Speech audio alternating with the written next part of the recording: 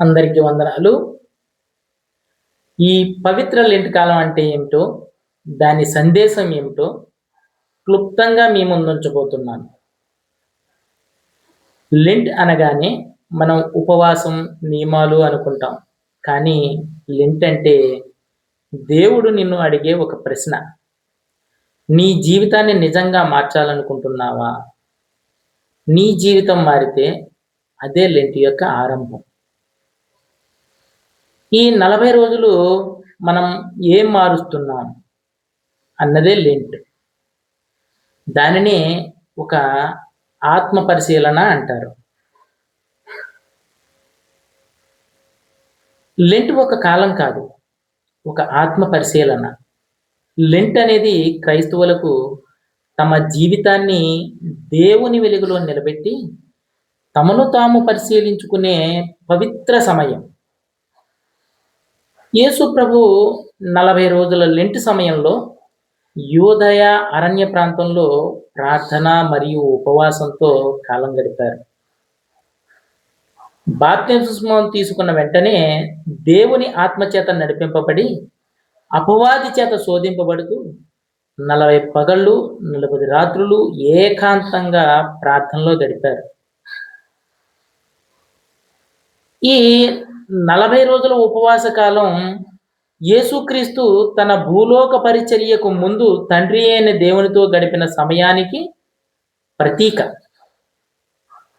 అదే నేడు విశ్వాసుల శ్రమల కాలానికి ఆదర్శం.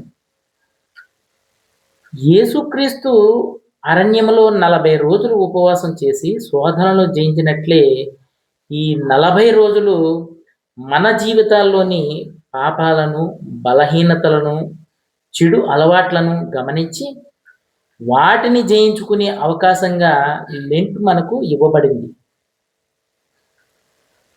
లెంట్ అనేది బాధపడే కాలం కాదు, మార్పు చెందే కాలం.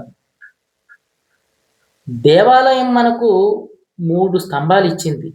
అదేంటంటే 1 ప్రార్థన, 2 ఉపవాసం, 3 దాన ధర్మాలు. ఇవి విడివిడిగా ఉన్నవి కావు, ఒకదానితో ఒకటి బలపడే ఆధ్యాత్మిక మార్గాలు. మొదటిగా చూసుకున్నట్లయితే ప్రార్థన దేవునితో సంబంధాన్ని బలపరచడం. లెంట్లో ప్రార్థన అంటే కేవలం ఎక్కువసార్లు ప్రార్థనలు చేయడం కాదు, మన హృదయాన్ని దేవుని ముందు తెరవడం, మన తప్పులను అంగీకరించడం, దేవుని చిత్తాన్ని తెలుసుకోవాలని కోరుకోవడం. చాలామంది లెంట్లో ఉపవాసం ఉంటారు, కానీ ప్రార్థన లేకుండా ఉపవాసం ఉంటే అది కేవలం శరీర శ్రమగానే మిగులుతుంది. లెంట్ మనలను ఇలా ప్రశ్నిస్తుంది: నీవు దేవునితో నిజంగా మాట్లాడుతున్నావా? రెండవదిగా, ఉపవాసం శరీరానికి కాదు, ఆత్మకు శిక్షణ. ఉపవాసం అంటే కేవలం మాంసం తినకపోవడం, భోజనం తగ్గించడం అనే అర్థం మాత్రమే కాదు. నీలోని కోపాన్ని అదుపులో పెట్టుకోవడం, అసూయను, ద్వేషాన్ని వదిలిపెట్టడం, చెడు అలవాట్లకు దూరంగా ఉండడం, ఇవన్నీ కూడా నిజమైన ఆత్మ ఉపవాసమే. యేసుక్రీస్తు ప్రభువారి ఉపవాస ఉద్దేశ్యం శరీరాన్ని బలహీనపరచడం కాదు, ఆత్మను బలపరచడం. మూడవదిగా దాన ధర్మం, ప్రేమను కార్యరూపంలో చూపడం.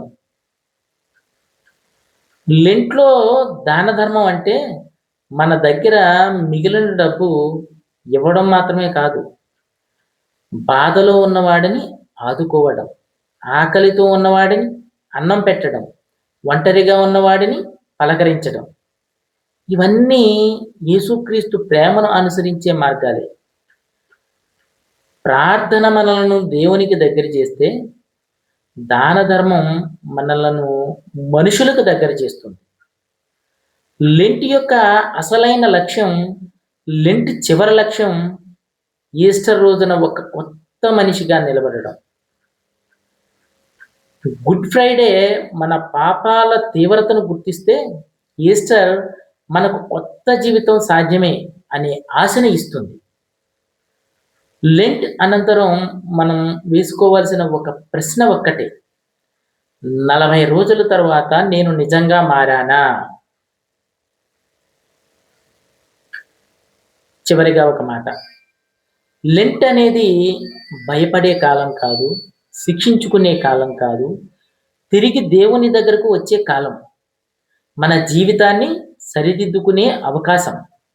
ఈ 40 రోజులు మనలోని పాత మనిషిని మరణించి, ఈస్టర్ నాటికి కొత్త మనిషి పుట్టాలని, అంటే వ్యక్తిగా జీవించాలని లెంట్ మనల్ని పిలుస్తుంది.